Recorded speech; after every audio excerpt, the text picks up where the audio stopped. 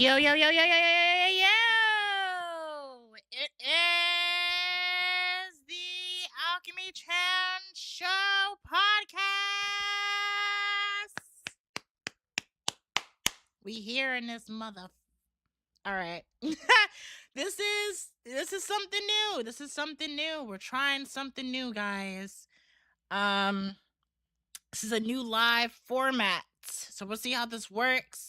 You know, the number one thing to do is to keep trying, keep trying and keep finding different ways. And that's what we do. That's what we do best here. Yeah, we are back. Episode 7. It's been a while. Since what was it? Summer Games Fest. That was the last time. Since Summer Games Fest. We are here and we are joined by our lovely co-host Megabyte Megan. Can I be heard? Let me check my mic. Okay, my mic is on. All right, bet. I need to play some music in the background. My fault, y'all. Hold on, I got y'all the music. Don't worry about it. You know, I gotta play my song, my favorite song of all time.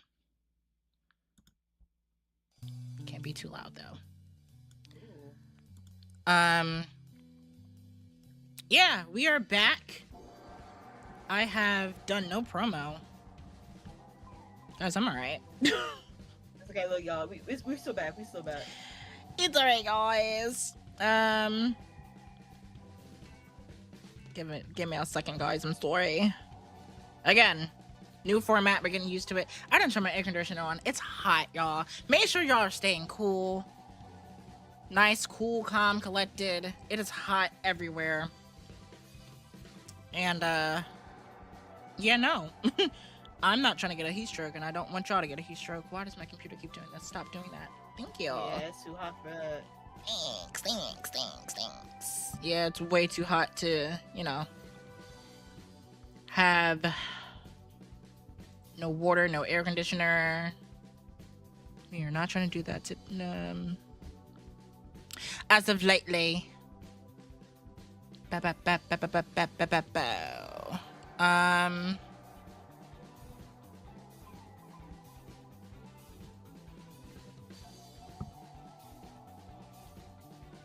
I'm so discombobulated. I'm trying to figure out, because I didn't send. Like the article? No, I didn't send my. Oh wait, I'm an idiot. Hold on. I didn't send the thumbnail. So I'm like, how can I download it without moving from my screen so it doesn't show up on the. I can just download it from our Discord. Oh yeah, because you did send it to me. Yeah, bro. Guys, I had a latte and a Monster. So we're going to be on one today. We are going to be on one today. What? Instagram. I hate you. I hate Instagram. I'm starting to become that person. I hate being on Instagram. It just makes me sick to my stomach. Ooh. I don't think Instagram too bad. It's more so Twitter. I can't stand Twitter. I actually really can't stand it all. If I had the choice of not being like on any socials, like if I wasn't a content creator, I would not be on any socials whatsoever. At all. I would be far away from it. Far away. Because social media is just annoying. It is. We're annoying people. Annoying people. Self-centered annoying people at that. Can't do it. Yes. Instagram! What are you doing? Stop. People always want to make stuff be about them. Like, bro, I'm sick of social media. I can't. And I was like, I'm one of those people that, like, if someone's doing something cool on social media, I'm more than helpful to, like, share it out and, like, post about it. I love it. I love posting about, like, other people and, like, and the things that they're doing. But when it comes to, like, my stuff, I don't see much people doing, like, the sharing. Oh yeah, I definitely gotta share for my girl. Let me see. Oh, we need to do the collab. You on cause I'm on Twitch. Oh, you're on Twitch. Ew. Oh shoot! I forgot to actually hold on. Let me see if I can change that in here. Let's see. Can I do it in the Creator Studio? I think I can tag you in the. What is wrong with my mouse? I can tag you in. How do I do this? Yeah, I don't really tag people. You can just add my name in the title, and it should do it. Yes, you're right. You're right. You are exactly right. There we go. All right. And that should be. I hope so. Did it pop up? Yes. Yes. Yes, it popped up. Yeah. Wee. All right. Now that I got everything out the way, I can kind of do formalities now. Oh, good, good. Is this music too loud? Let me see.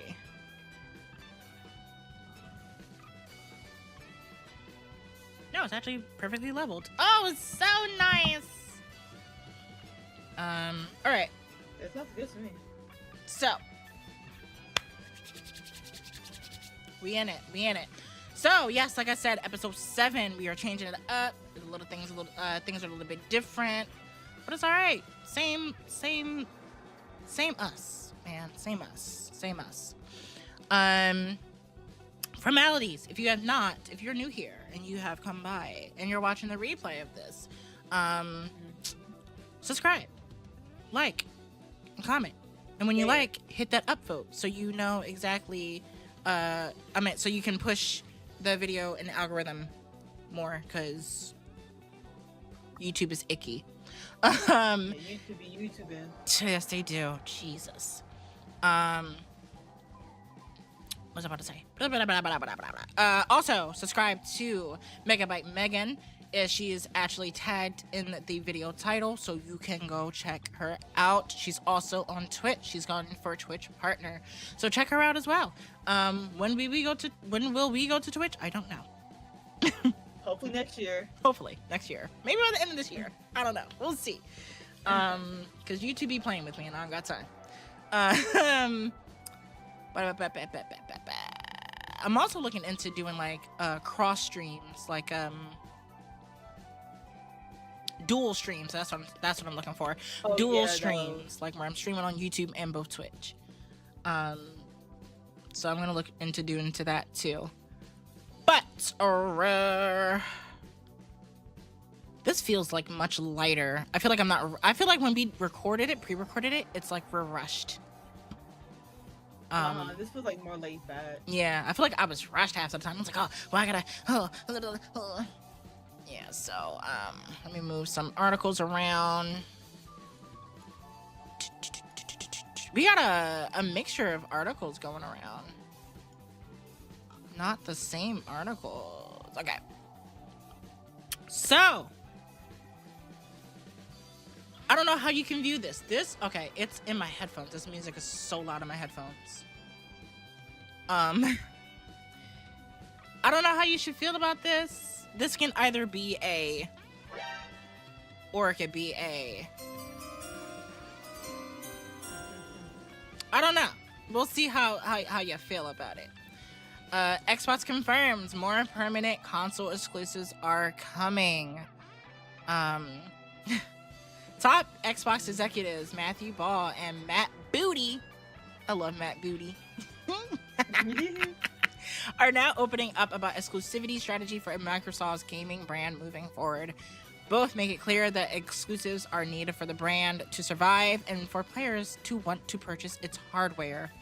Xbox is undergoing a massive reset in 2026. I talked about this in my last live, where I talked about, just how they're kind of restructuring right now.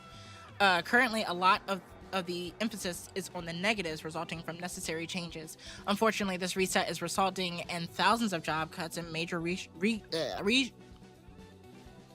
maybe I shouldn't have that monster. Restructurings. Oh my god. However, before the news of the layoffs, restructurings took over the conversation by Xbox. The company was generating goodwill with players by reintroducing console exclusives such as Gears of War, E-Day, and revitalizing IPs once thought dormant, such as Crazy Taxi and Spyro the Mother Freaking Dragon. Woo-woo. So hyped about Spyro. Actually, Megan, didn't you dress up as Spyro at DreamCon? Yeah, on that Saturday I did it. Fire. If you guys don't follow Megan on Instagram, she had a little short coverage of DreamCon, and it was pretty good. Xbox says exclusive games are essential for the brand's future. During a recent interview with Games Radar, Xbox Chief Strategy Officer Matt Ball and Chief Content Officer Matt Booty discussed exclusivity plans going forward, with Ball confirming the Gears of War E-Day and the upcoming Clockwork game will not be timed exclusives to the Xbox platform, but permanent ones. Also, more exclusives are on the way. I can assure you, Gears of War E-Day and Clockwork Revolution are not the only titles we're planning, says Ball. To grow a platform like ours, you have to have exclusive games and services. These are not going to be the only two titles. Furthermore, it was revealed that large live service titles will continue to be multi-platform, but that doesn't mean all single-player games developed by Xbox Studios will permanently plan as console exclusives. They're kind of yapping at the end, I'm not gonna lie, but I brought this article up because I found it interesting that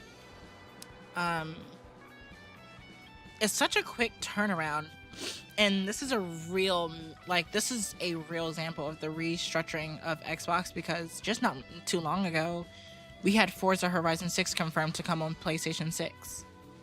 Yeah. So when you're looking at it like this, it's really interesting how quickly things can change when you're under a certain leadership. Yep. I think having Asha take over was probably the best thing that they did. I feel like it works for them. I don't know. We'll just have to wait. I'll have to wait and see how Xbox moves, but I do think them having permanent exclusives again, you need competition. You do. I understand that everybody doesn't like exclusives because everybody wants a chance to play it on certain consoles, but it keeps these companies competing with each other. It keeps that consumerism up. It keeps the, what is the word I'm looking for? It keeps a drive going for the company. It also gives you a reason to be like, yo, I'm gonna get an Xbox this year because such and such is coming out. But who knows?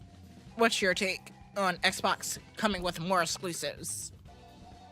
Hey, I'm all for it, because I'm not gonna lie, I didn't even really buy an Xbox because they never had any exclusives, and the reason why I have an Xbox to begin with now is back in 2021 they gave me one. They had some of my video on TikTok and they decided to give me my first ever Xbox. But yeah, they definitely do need exclusives. Yeah, I definitely think like coming out the gate was Spyro, and then Gears of War, and then you got Crazy Taxi again. Yeah, you got something good on your hands. And then they got Fable coming out, and that's looking up to be a really good exclusive for them. Knowing that they're going to delay it and take their time with it. Xbox, you're on the right road. You're on the right road. Just keep everything physical. Keep your physical media and you'll be fine. You hear that, Xbox? Keep your physical media and you will be fine. Do not dig yourself a grave. Kind of gets me into the next article.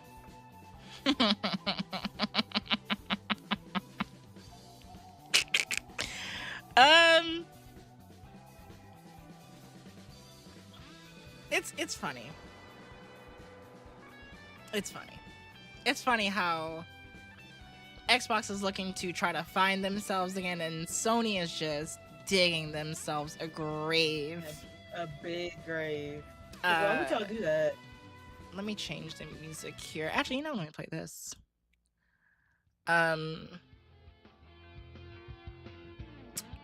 Marvel's Wolverine trailer flooded with comments as physical disc backlash against PlayStation continues.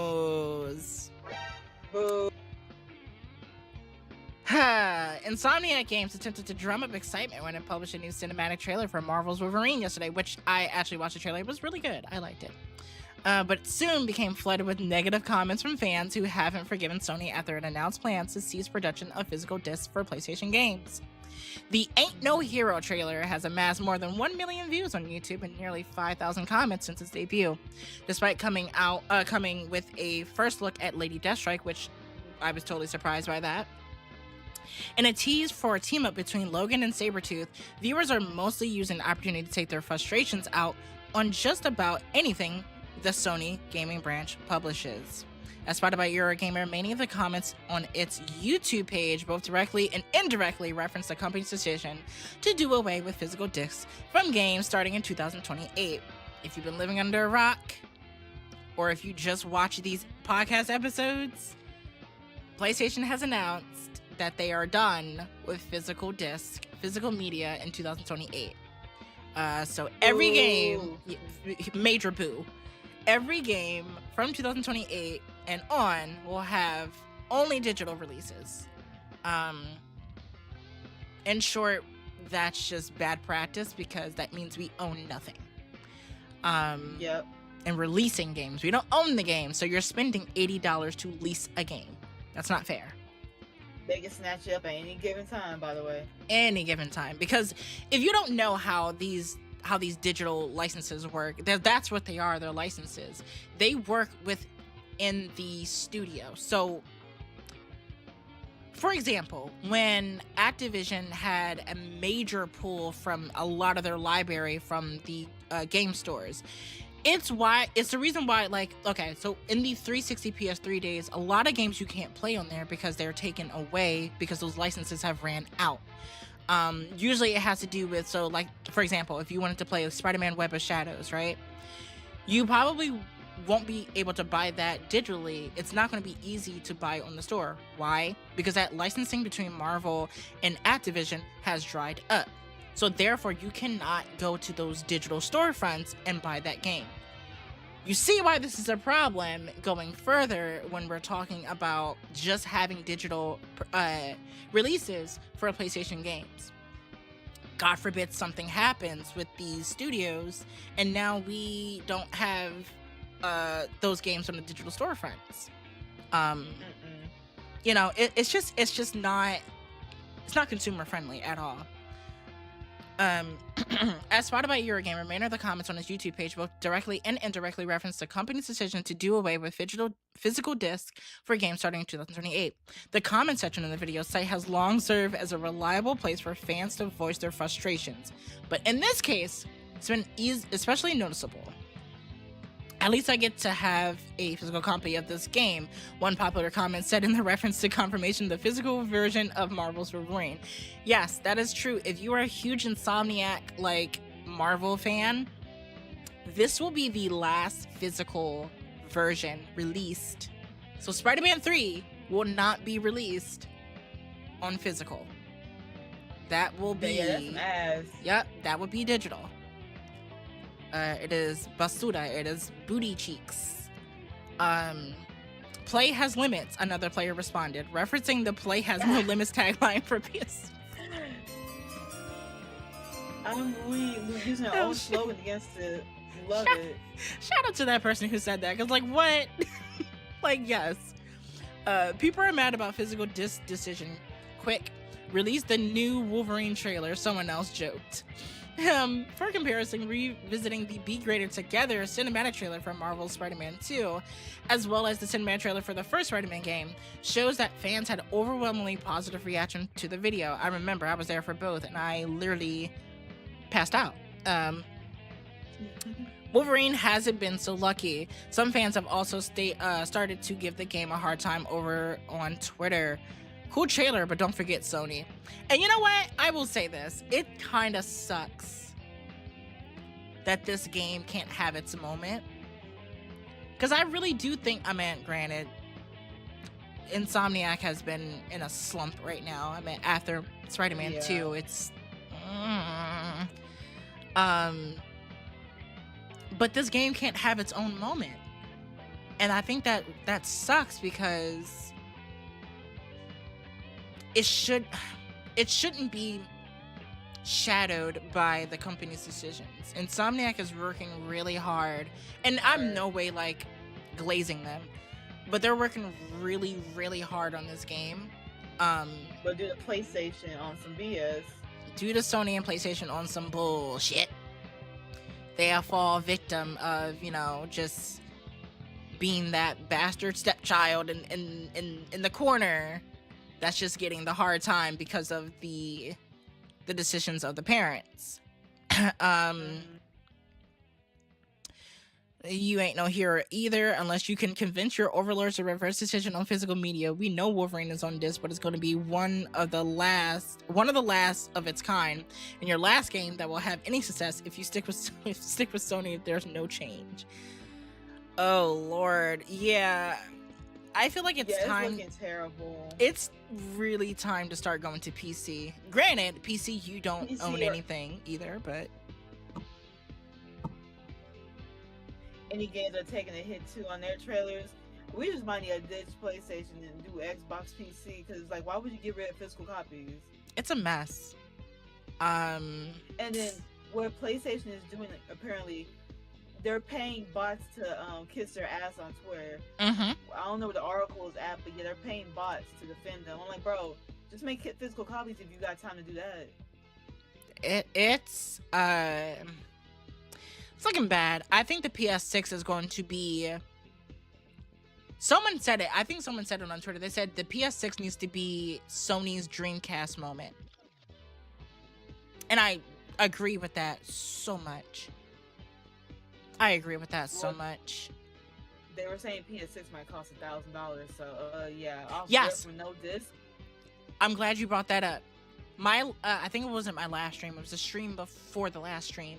I read an article where just to manufacture the PS6 cost $965. Now this is just a rumor. Nothing's been confirmed by Sony, but $965 to manufacture.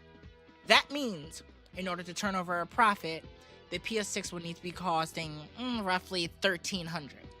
Which, if that's, I get you want convenience, you don't want to have to deal with the hassle of dealing with the PC, but listen, you're spending the same price, you might as well just buy a PC. And you can do way much more. Allegedly, you can sail the high seas. Allegedly. That price right there is enough for a PC. I would just get a PC. Exactly. Like, because like, that's why the same price. I don't know. I just feel like we really need to look into our hearts and realize what we really want. Do we really want to be scolded and pushed around by these companies? You know what's crazy? EA,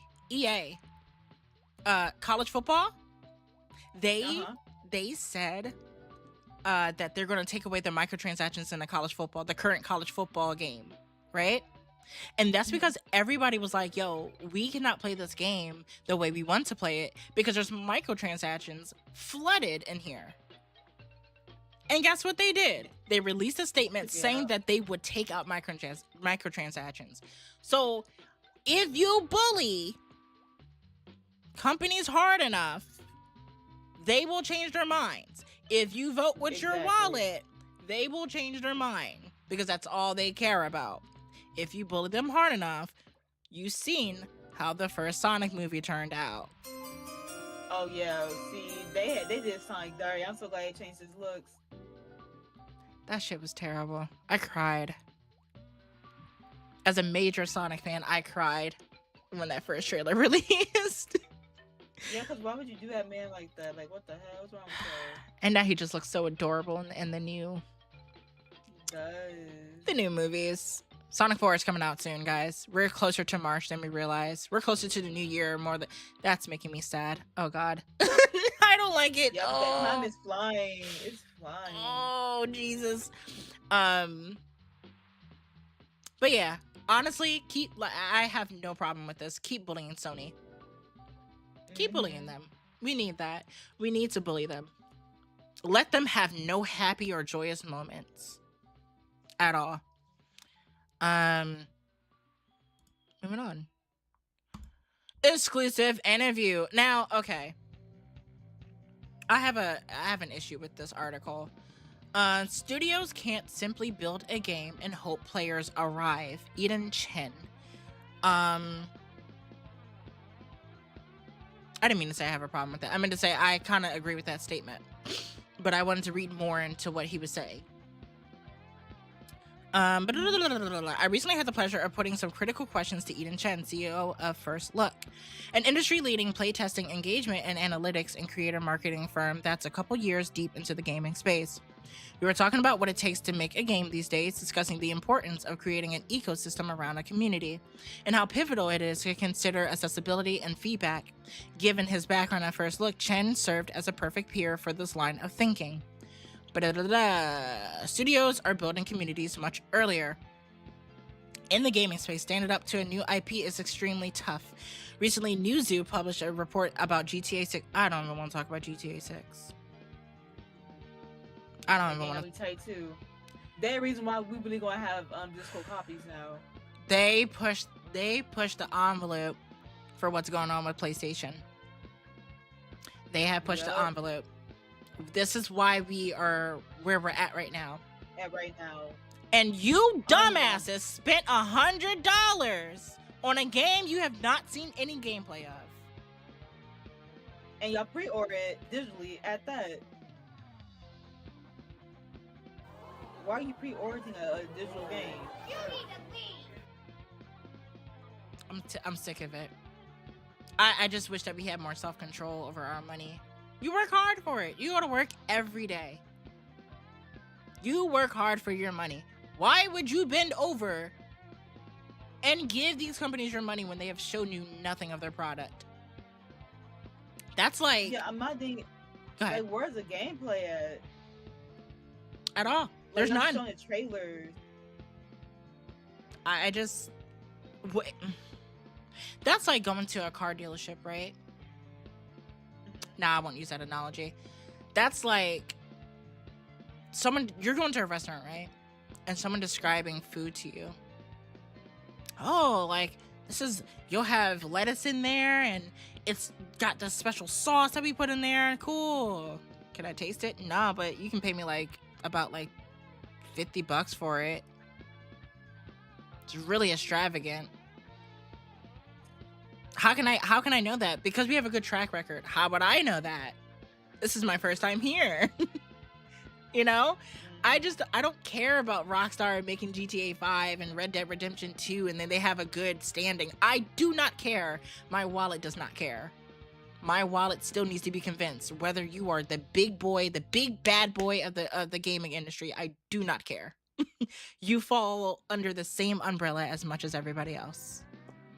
Sorry, it's sad to say. And how it can make more than $5 billion in a single week. Yes, the pre-orders are in the millions already. Yeah, pre-orders are insane. Y'all don't find that concerning? Like, y'all don't look back at y'all wallets and find that concerning? Like, is that not...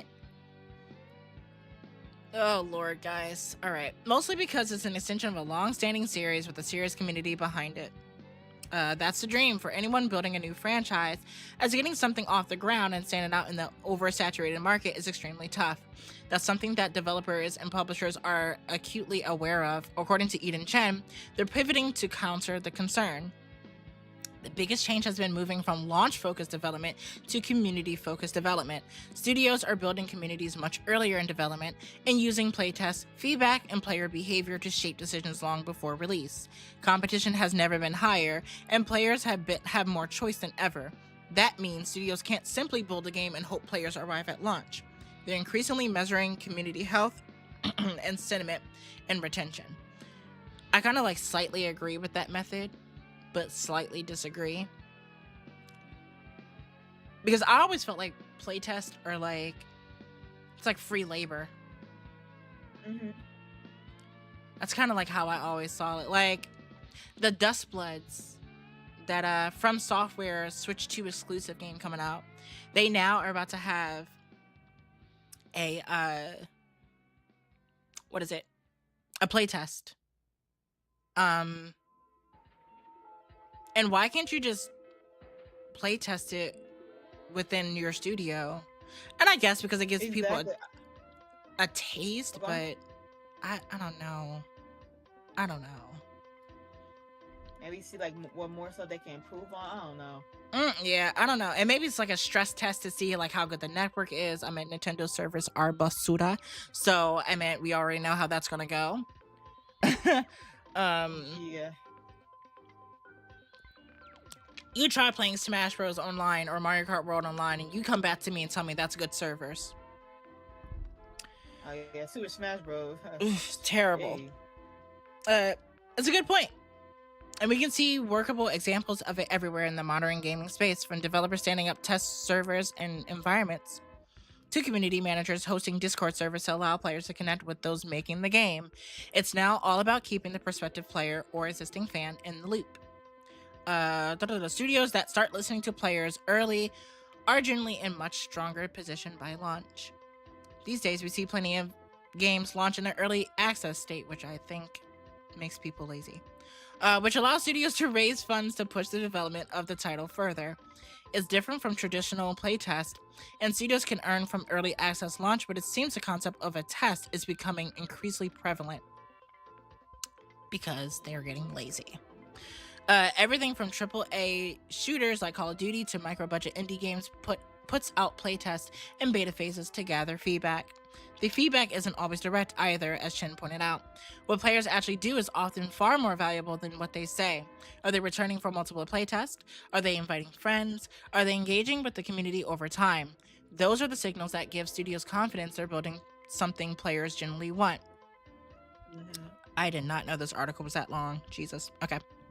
One debate that has a firm lock on the gaming community in recent months is the notion of price points. The emergence of Grand Theft Auto 6 led to the longest decision about how much will it cost. We know the price now, but for months it was the biggest point of contention in the gaming space. Yeah, we were talking about the price for like at least 4 episodes. Like, it was not confirmed yet. That's what we were mainly speculating about. We're gonna talk about GTA 6. We're gonna talk about GTA 6. Don't worry about it. We talk about GTA 6 almost every episode. Every episode, because it's undoubtedly still one of the biggest games, regardless of how they're handling this release. It is undoubtedly still one of the biggest games coming out this year. Yeah, that's true. And they keep making decisions that are just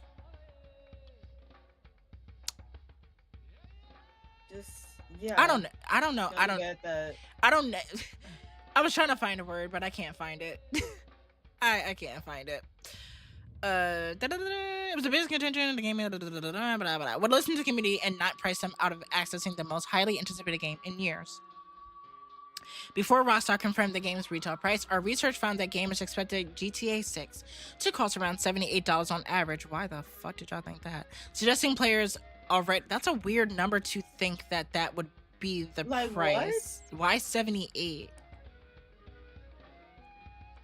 That's an odd number too. Why would you do that? I don't know, whatever. Suggesting players already recognized it was a premium title.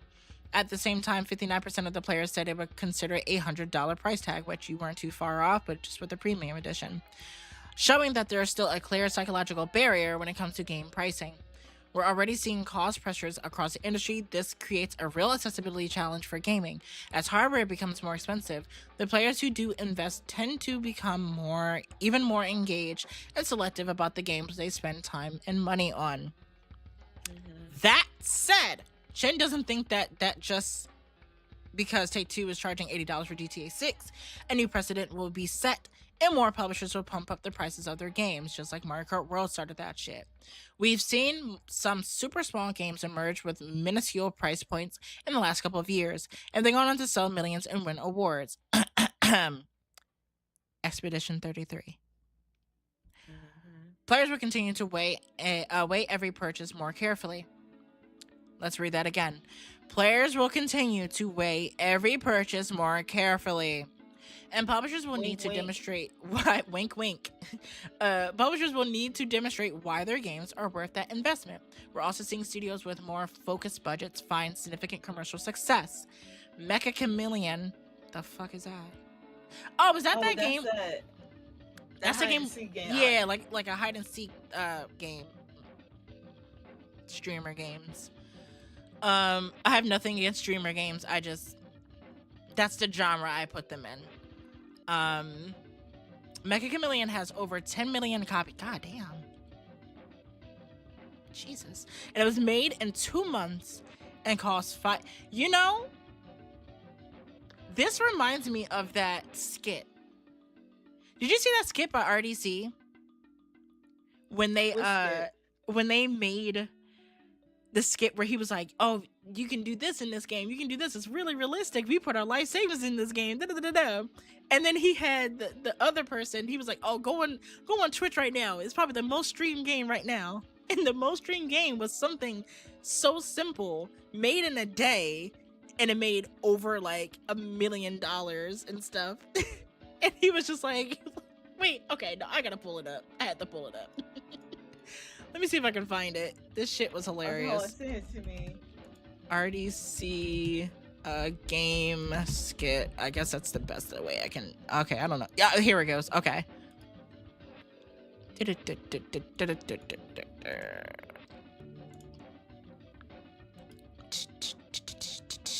Let me send it on the Discord.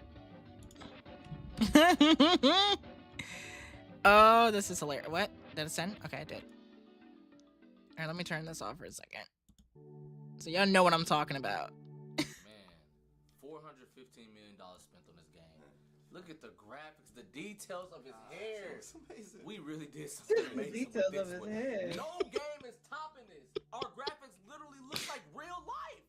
And he can do anything he wants. Literally, anything we can do right now, he can do in this game. Like even choose. Hold on, where's the part? This part right here. I'm not really sure what I'm doing though. There's so much to look at, you know. They really put some work in it. I can tell. What y'all think, chat? 5,000 we just released today. When did they release? Today? Man, oh, let me see. See this shit. Yep, Tom. Yeah, let's go. Yeah, that's me. Yep, that's me. No, you can't. Simple. Let's go. A simple game. Nope. Yep, Tom. And Yep, everyone's let's go. sticking Let's to go. it. Man, come on. Yeah, that's me. Yeah, that's me. Let's go. Yeah. Let's go. Let's go. Come on. Come on. That's me. That's me. Yeah, you can't beat me. Man, let's go. Come on. That's how in the. I'll put it. You know what? Let me put that in the. Watch that. I think I watched it before though. Yo, that shit is hilarious. Let me see if I can put that in the chat so you guys can watch it.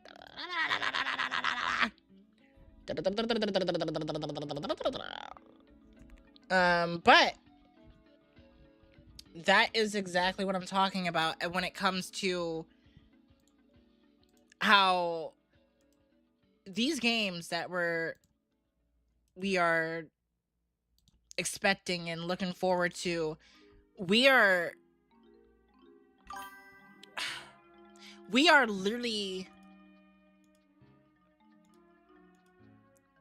expecting the grandest things out of these games. But a simple game like this, Mecha Chameleon, they said it only took 2 months to make and it cost only $6. They're When making that banking that money now. exactly, they are making that money and they sold it for like what, $6, and everyone's having fun with it. Everyone loves it. Clearly, it sold over 10 million copies.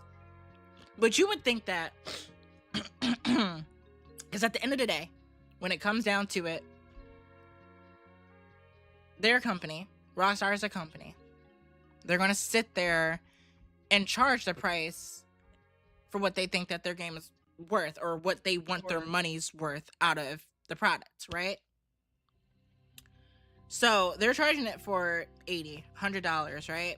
When they really, I think we said this in our last episode, the last time we had a discussion about GTA 6.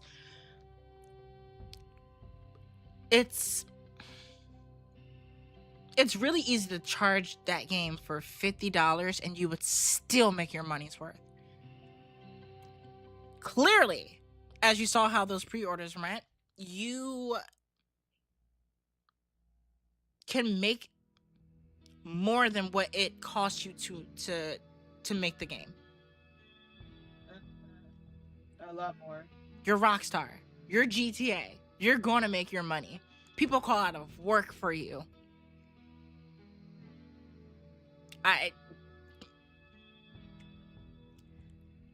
I'll save that conversation for GTA 6 when we get later to that. But this interview is really interesting to me because I do think that development for games are getting a little bit more easier. As far as like knowing what the market wants, knowing what your consumers want, because you can sit like they said in the interview, but what was his name? Chen.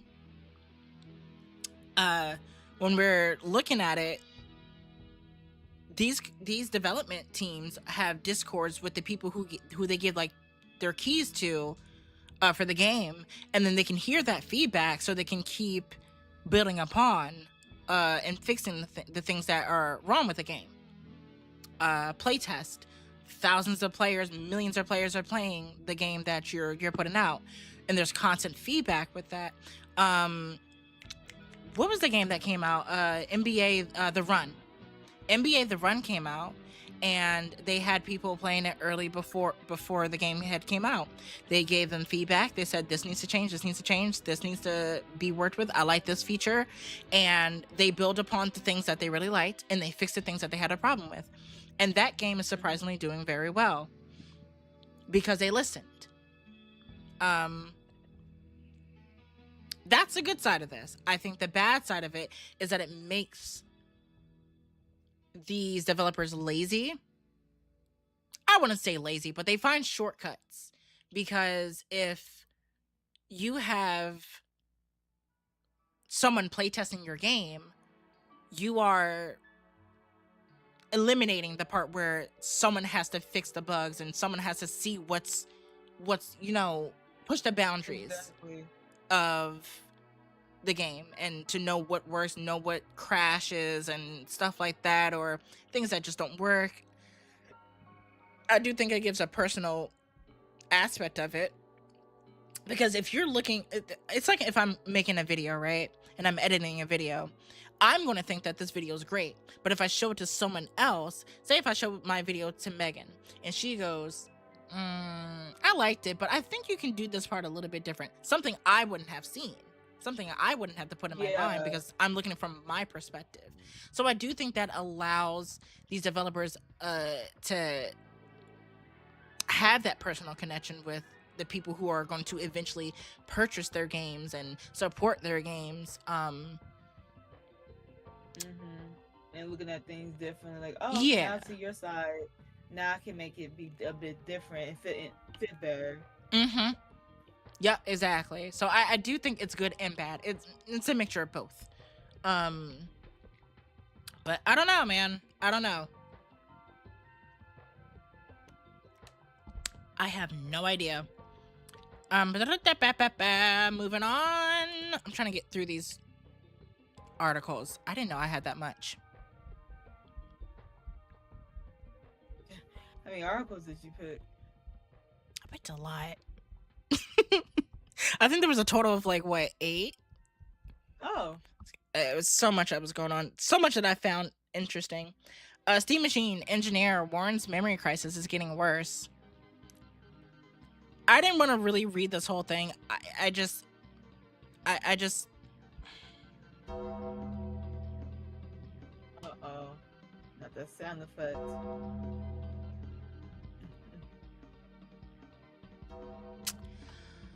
I told you so.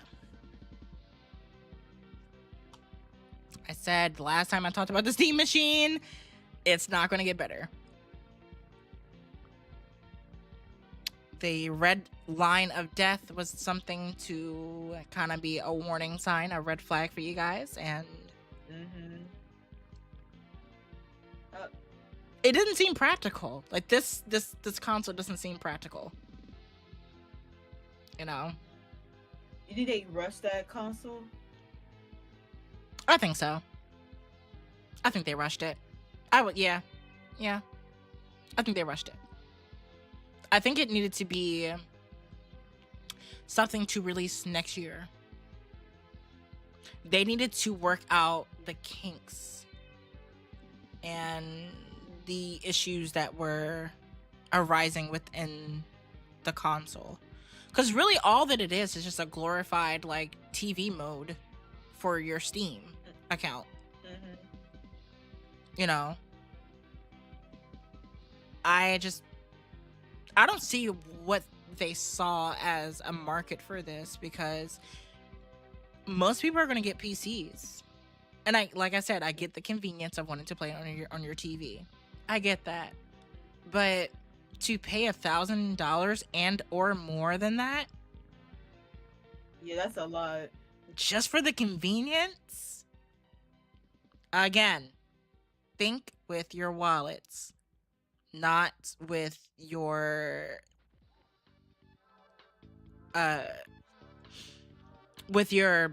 disadvantages. That's what we'll say. It's too expensive. Yeah, it's very expensive. What? I think like there's one model that costs like 13. Let me look at this shit. Steam Machine. It was like 13, right? Am I bugging? Am I talking out my ass? Might be 13. Yeah, the 2 terabyte console costs like $13.49. Yeah, it's never that deep. Mind you, to get it with a controller is $14.28. It doesn't come with a controller. How you gonna serve a game with no controller? Like what? Every console That's what I'm has talking done about with these companies. They robbing people. What are we doing? This is why people are saying that gaming is dying. Like, I believe them, bro. What are we doing? I think COVID really messed up the gaming culture. When these companies saw that everybody was getting more into gaming because everyone had free time, everyone could just chill in the game. And they saw a monopoly. They saw money. And they ran to that. And they were like, okay, cool. The dads are back at home. And they're not working. So we're going to keep pushing this industry further.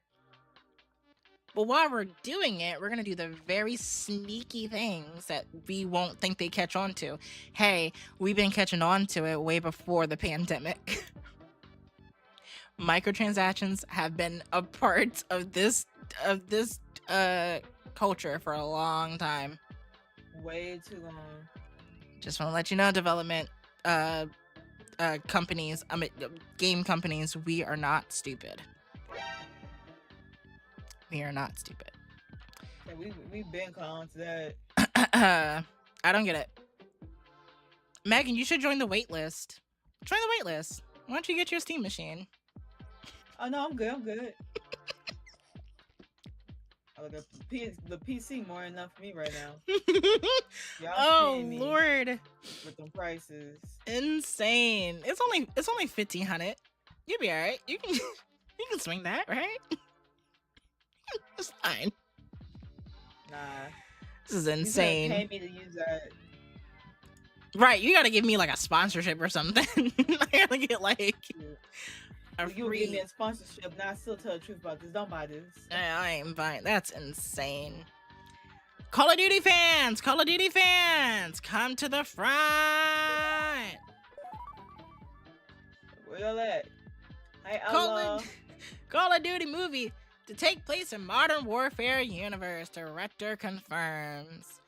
I talked about this movie not too long ago.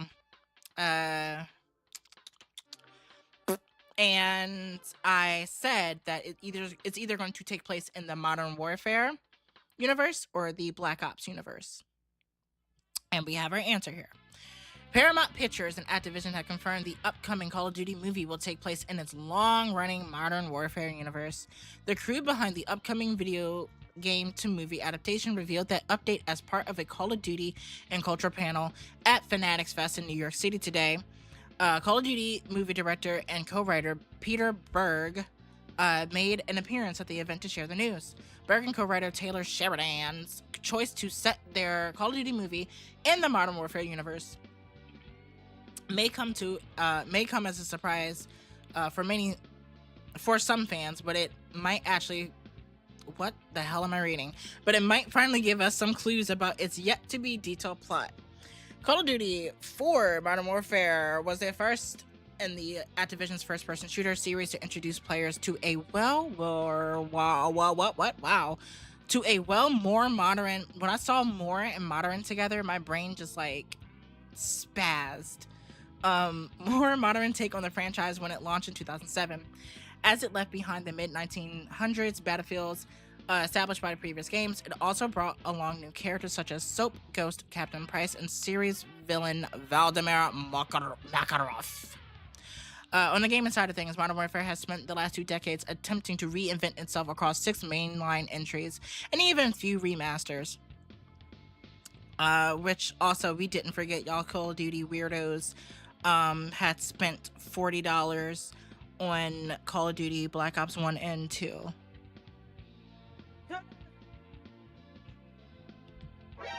Y'all have issues. Remember the remaster they making? People spending money on a remaster. Not the remaster, excuse me. It's the same as that game. I was about to say, yeah, it's not even a remaster. That's the crazy part. Not even a remaster. It's the same game from 2010, 2014, 2011, 2014. Crazy. First 3 games, which introduced throughout the late 2000s and early 2010s, primarily followed Task Force 141 as they embarked on globe-trotting missions while gaining and losing teammates along the way. Activision developer Infinity Ward took a break from somewhat more grounded. They're yapping. I don't care. Why Paramount and Activision opted to kick off its Call of Duty film ambitions with Modern Warfare instead of something like Black Ops series, which recently celebrated the release of PlayStation ports for Black Ops 1 and 2, is unclear. Yeah, I kind of see that as I thought that's why they were re-releasing the ports on PlayStation, because I thought it was going like this movie was going to take the Black Ops route. I wonder why they did that. Berg also neglected to mention whether his adaptation will retread events players may remember from the games or carve out its own corner of the universe. Hey, it's going to be the latter. Carve out its own corner of the universe. Every movie adaptation has done that. Call of Duty movie has set a release date of June 30th, 2028. Its plot and cast remain a mystery for now. Tom Holland's going to be the first cast person in there. Oh, okay. No, that's not what they said, but I feel like that's what's going to happen. Yeah, I can see it though. Tom Holland gets that money. He does. I'm not gonna lie. He gets that money. He does. I don't really have an opinion on this movie. Neither here or there. I'm not really into COD, but yeah, like neither here or there. I guess as we get closer, I'll see. Yeah, the more I see of like trailers and everything, I kind of like form an opinion on it. But yeah, I do think it's weird that they're starting with the Modern Warfare universe when you clearly just released Black Ops 1 and Black Ops 2 on PlayStation again. You know, I thought that was the business move. I thought that's what they were doing, but I guess not. Moving on. Marathon game director Joseph Ziegler is leaving Bungie. I didn't want to read the whole article, but I did want to talk about just the current state of Bungie. Give them Destiny 3. But I do think talking about that. I do think it's a little suspicious. Your game director leaves in the middle of like the next season that's coming up for the game.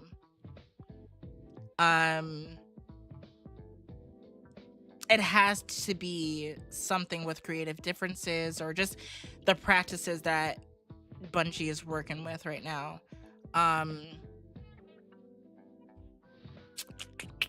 Let's read his statement. He said, truth comes from being consistent both in how we communicate and whether players can actually feel the improvements we're talking about. We plan to maintain transparency through Marathon dev team accounts, and our goal is to keep the conversation flowing. Our next stop is mid-season 2 update and Vault Breaker event early next week. But beyond that, we have a lot to talk about for season 3 in the future of Marathon. Bungie promised to share more updates soon. In the meantime, you can see its full statement now. I do find it that like this game is going to go downhill. Mark my words. It is going to go downhill. It's not going to be good for this game. I mean, I don't know like if this game was really doing well, but judging by this, it's probably not a good thing. So if you're playing Marathon, have the time of your life, because it might be gone. It might be gone soon.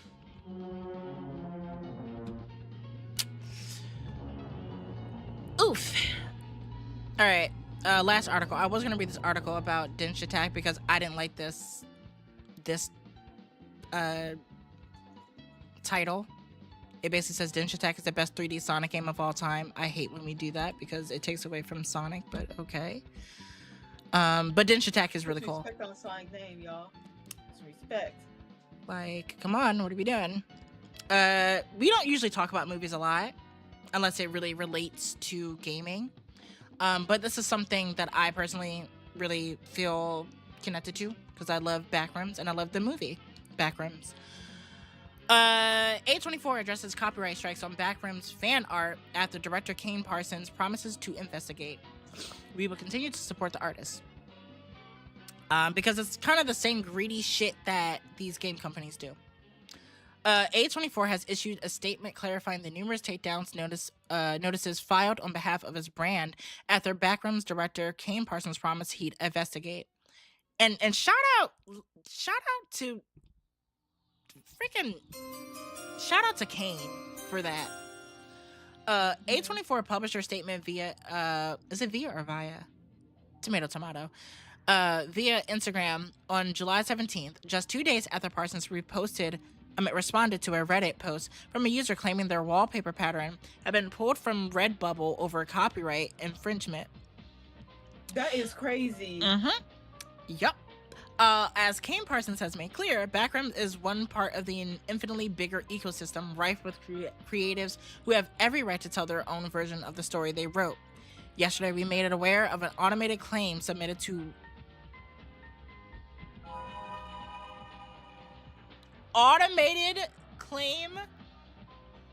bro.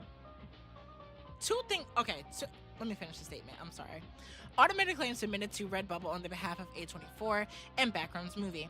We immediately began the process to reverse it and reinstate the listings. A24 makes no claim of the ownership over the yellow pot wallpaper, the original post referencing it, or any of the community works that have since been built around it. We will continue to support the artists who, like Kane, were inspired by it. Two things wrong with that statement. And YouTube. Hey, YouTube. Nope, shit. Wrong fucking sound. Are you listening, YouTube? Are you listening? I hope you are. Automated claims are the death of creatives. Can I tell you that? Because let's talk about one of my videos that I did. Speed Racer, a film for generations. Hey, I did this video. I worked really hard on it. If you guys also never really watched it, please go watch that video. I worked really hard on it, and it was a love letter basically to Speed Racer and how much I love that film. Before it was uploaded, Warner Brothers was kicking my ass, and I almost couldn't upload it because copyright claims. As you see in that video, yes, there is footage from the movie, but as you see moments like these where I will edit the people's face and my voice is talking over the whole video itself.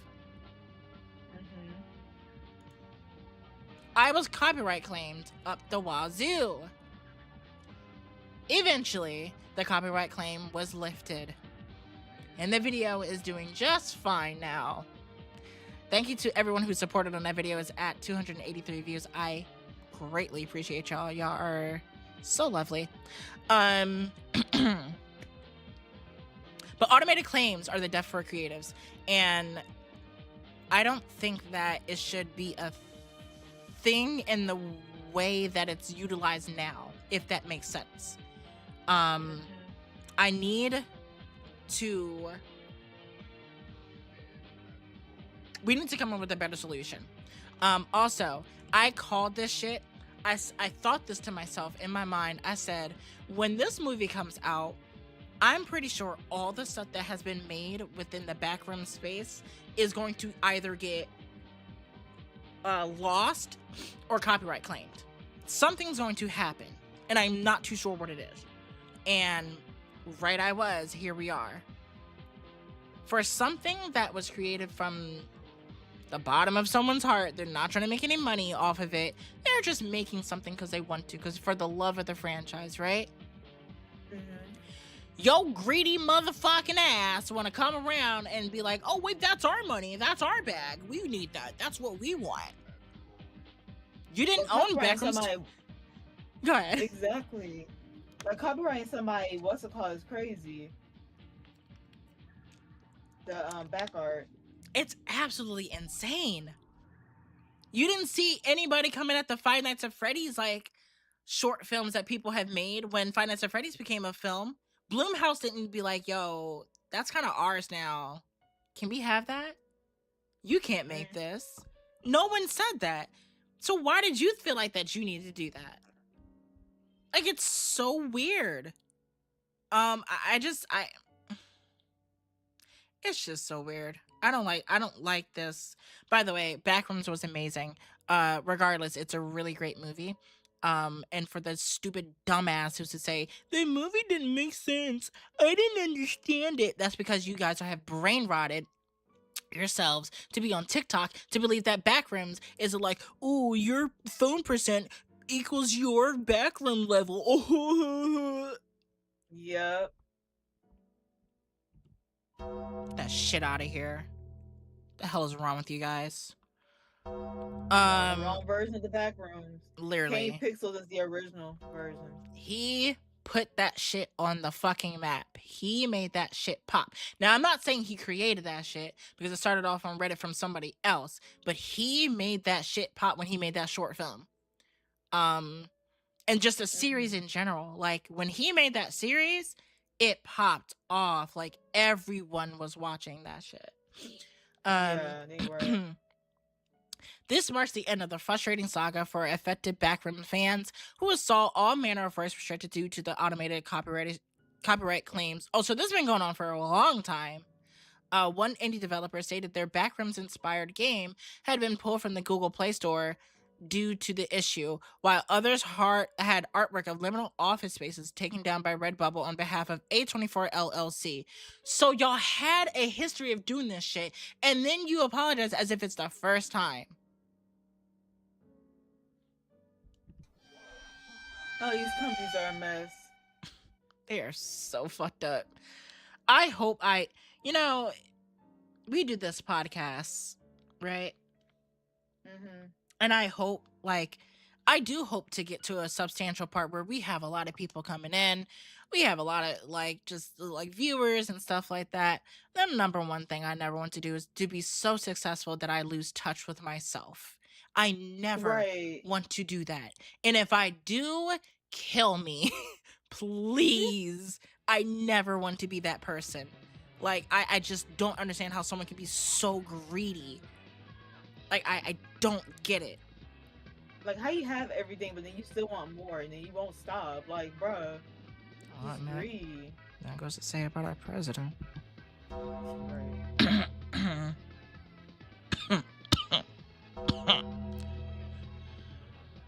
Says a lot about the orange guy. Greed. I never been suicidal though. Parsons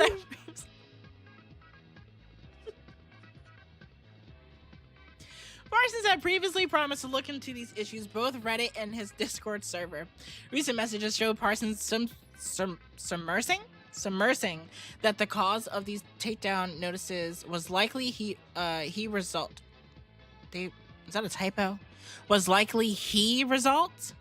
result of confusion and poor communication internally and third-party system error in regards to Redbubble items.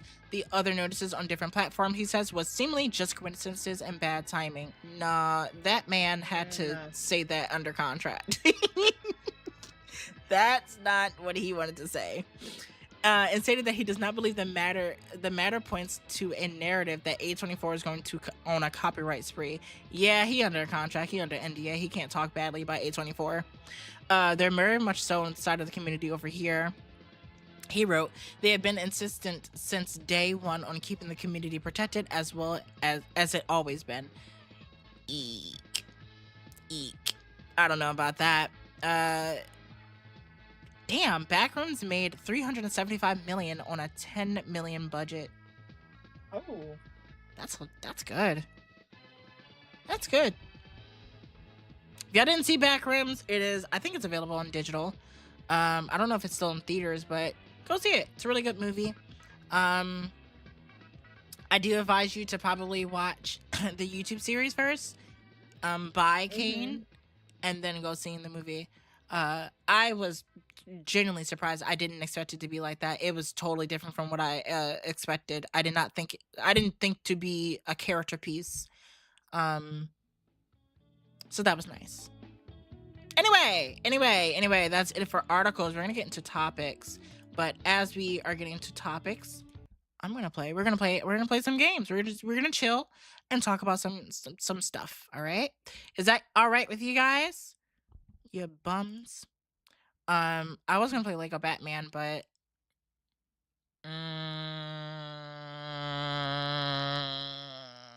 I kind of want to play Sonic and Racing All Stars Racing Transformed. All right, so my first topic today is obviously GTA 6. We're gonna get that out the way. Sega. This game is loud.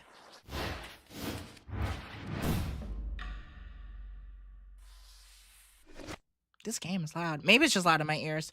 Megan, what is okay?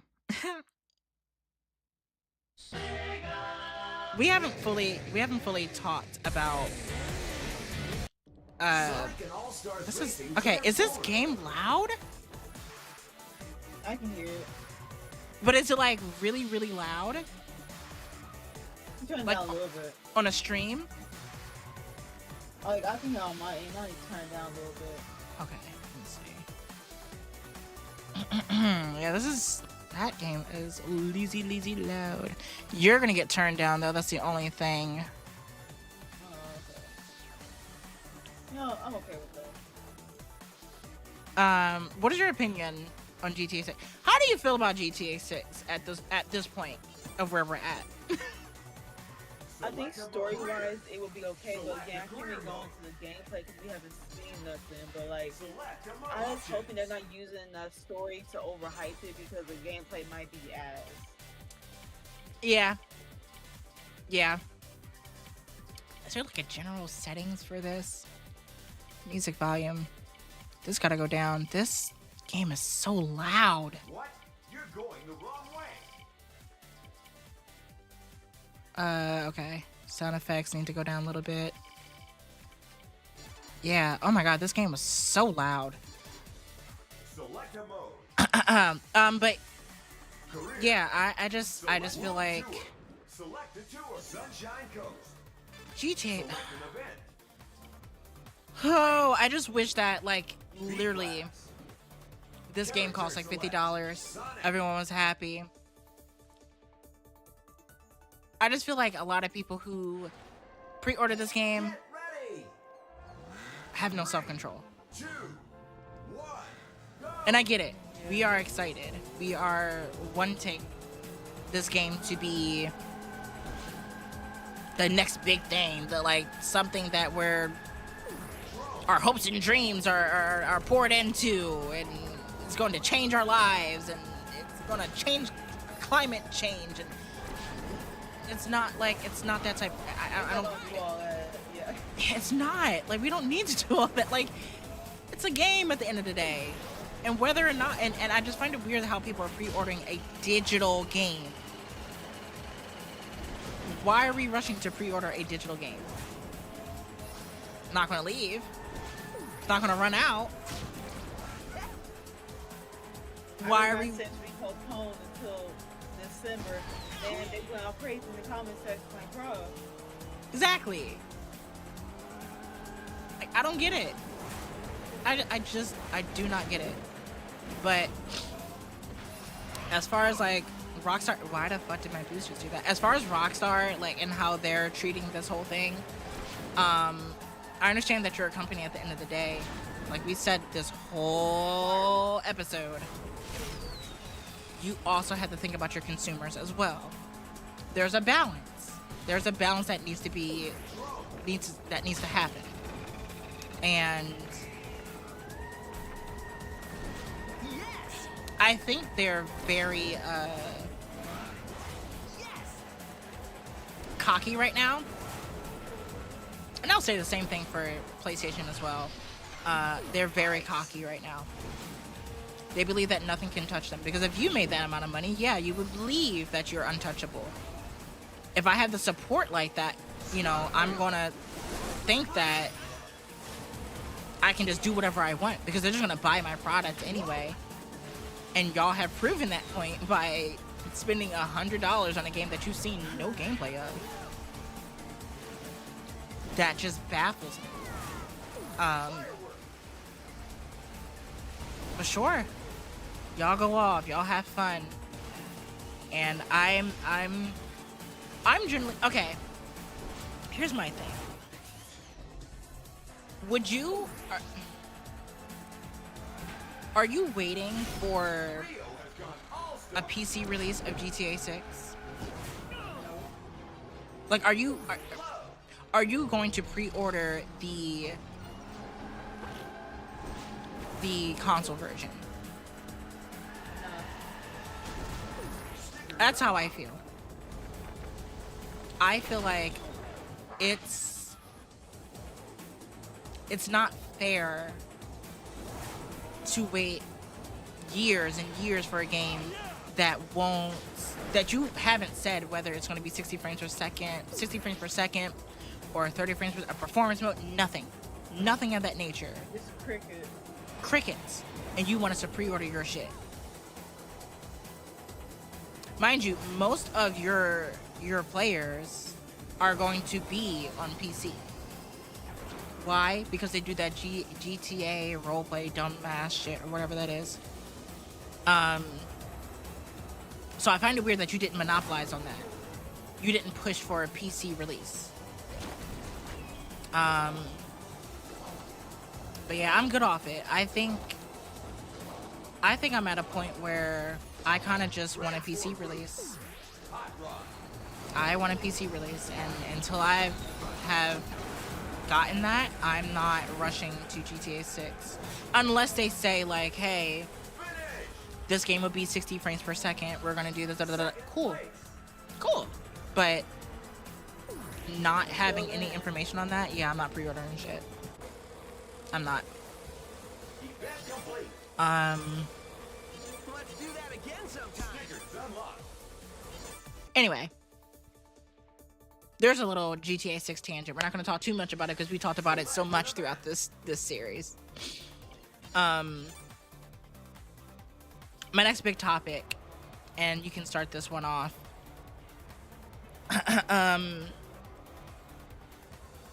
This game is still loud to me. I am so sorry. Nope.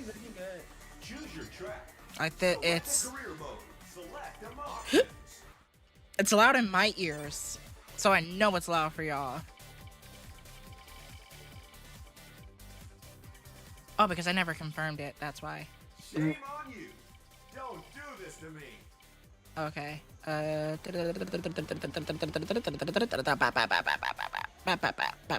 Confirm. Next big topic that I want to talk about. Megan, do you feel like that open world games has destroyed gaming? That's a good question. Kinda. I like to go out in the world and to like explore, but at the same time, I like the games where like straight on course. 2, 1, go. I agree. I feel like it. I don't think. I wouldn't say it destroyed it, but it stunted the growth of what gaming could be. When we got games like Assassin's Creed and Far Cry, and I'll even say Spider-Man. You know, those games, you know, when they're focusing on this big world, and it kind of loses its authenticity when we're focused on big worlds and waypoints and side activities, and you know, I do wish that games more linear. And I realize the older that I get, the more I don't have time for open world games. I don't. Like, I'm very, as an adult, I have very limited time. So I'm hoping that, you know, games get a little bit more linear.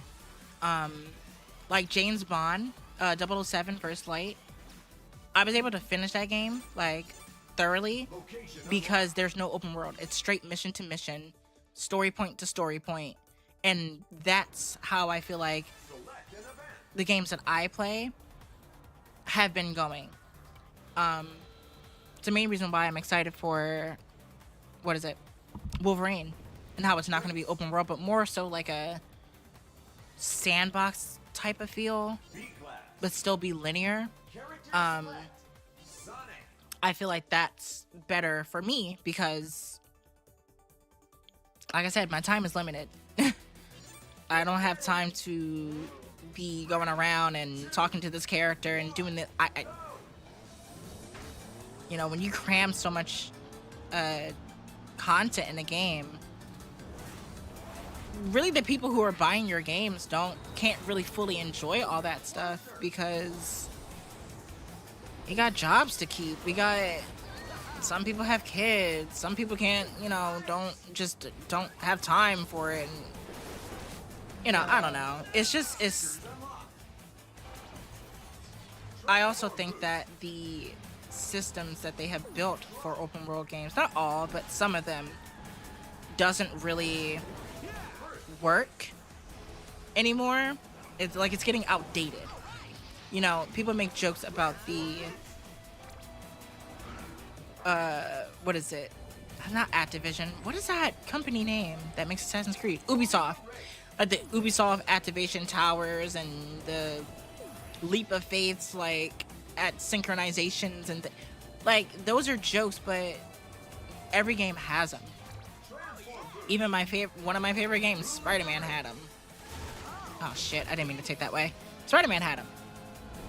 You know, so when you see things run their course like that, it kind of becomes oversaturated. So I do hope that open world games kind of find a new medium if they're going to keep doing open world games, but I would preferably prefer, in my personal opinion, you know, more linear games, stage to stage games. But I don't know. I have a question. Yeah. What's one of a recent game that you've been playing that you would like the people to know about? I'm gonna be so real with you. I'm broke. I haven't played no new game. Oh, no, for real. It'd be like that. Okay, so like, what's the most recent game that you played that you think deserves recognition?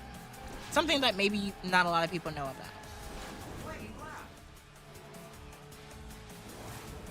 Oh, let me look at my gaming list. It's definitely like an end game I was playing. I will say mine.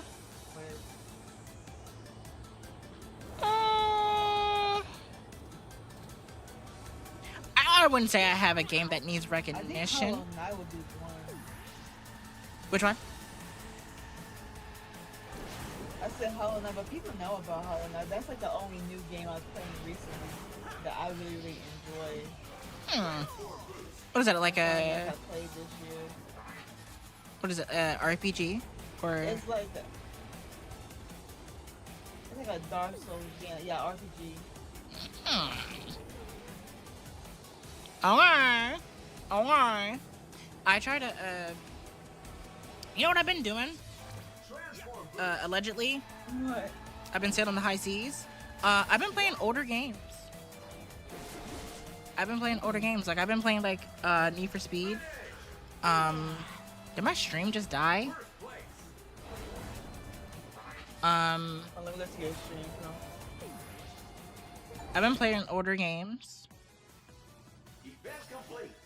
No, it didn't die. I don't know The what stream's happened. Right here. I see it. On my end, it just, like, glitched out for a second. That was weird. Yeah,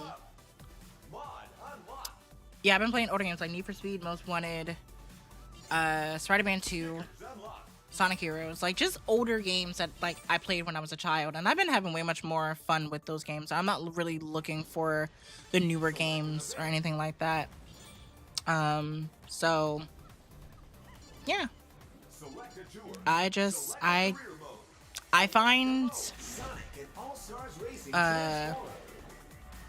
find more enjoyment out of older games.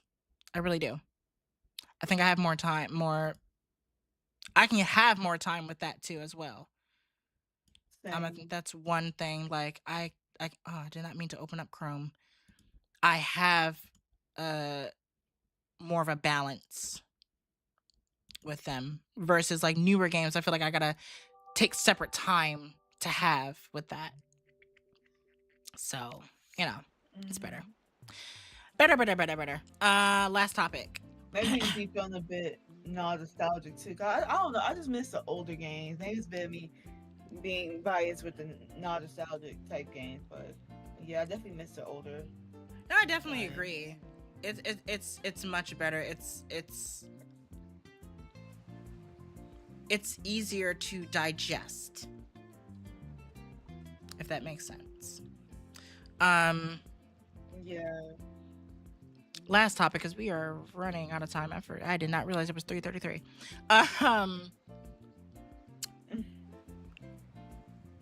What would you think would be your ideal game that could revitalize the spirit of what gaming is, or where we're at right now? What do you think that would change a game that would change the tides right now? Dude, you probably gonna laugh at me, Oh God. but they actually do. I don't know, like maybe some of like the Wii games. You know how you used to play on the Wii back then? Mm-hmm. Wii games. Um, should will be another game. Maybe a Sly Cooper game. Didn't they do Little Big Planet not too long ago? I think they did. Did they do like a? I know they did Astrobot. Astrobot was amazing, and people were mad that it won Game of the Year. That shit was It amazing. deserved game to get. That was a good game. Little Big Planet. Let me see the last thing they did for Little Big Planet. I think the last thing was Little Big Planet 3, and that did not do well. Oh, no. I know what you're thinking of. God, what is it called? Sackboy. He had his own platformer. That was okay. It was alright. But I definitely do think like Sly Cooper would really benefit. Something from the past that doesn't feel like a cash grab, doesn't feel like you're trying to get people back in the good graces with you, like something that, you know what I think? Okay. And people might not agree with me, but a lot of people have been begging for it. A new Infamous game. Oh, yeah. Oh, you know that's something I thought about too, but I don't know how they would make a sequel to it. Maybe Beyond Two Souls? Oh. Or another love Detroit that Become sequel. Human. Oh, yeah. Anything from their catalog, it would be popping for them. Anything from their catalog. Mm-hmm. Something to just really, hey, Nintendo, you know what would really be helpful? You know what really would be helpful? A new 3D Mario game. Oh my god. Oh, remember the Mario Galaxies? We need a Galaxy 3 or Odyssey 2. When was the last time that Odyssey came out? In 2017! Yeah, we need another one of those games. I'm baffled. Why don't we have another 3D Mario? Do you think they're gonna That's perfect. surprise us? Like out of nowhere? Well, who knows? We have until like the end of this year. You know, next they might announce them next year.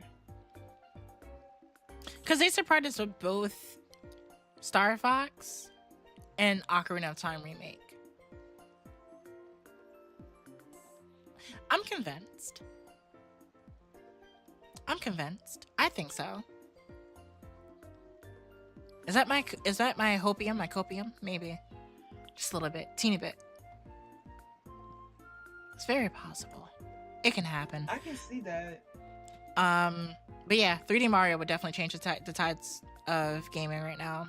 And the way that Sony is just digging themselves a grave, yeah, Nintendo needs that because they've been fucking up too.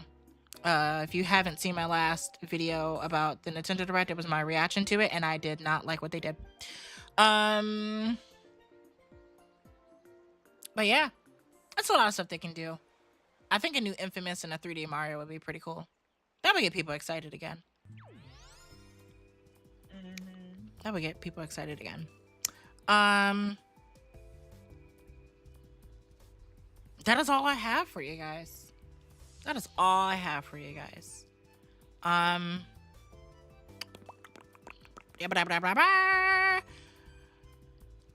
am working on a few videos. I have like 2 recorded, just not edited.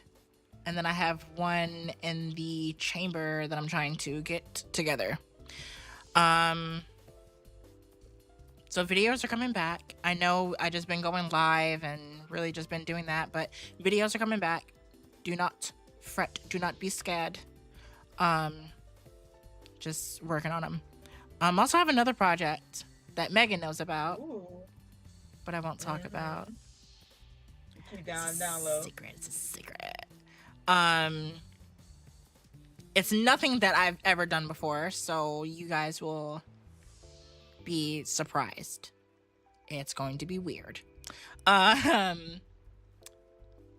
that's all I got for you. That's all I'm doing. I'm probably gonna go live again tomorrow, guys. So probably play more of a transformed, a Lego Batman, depending on how I feel. I'll see how I feel.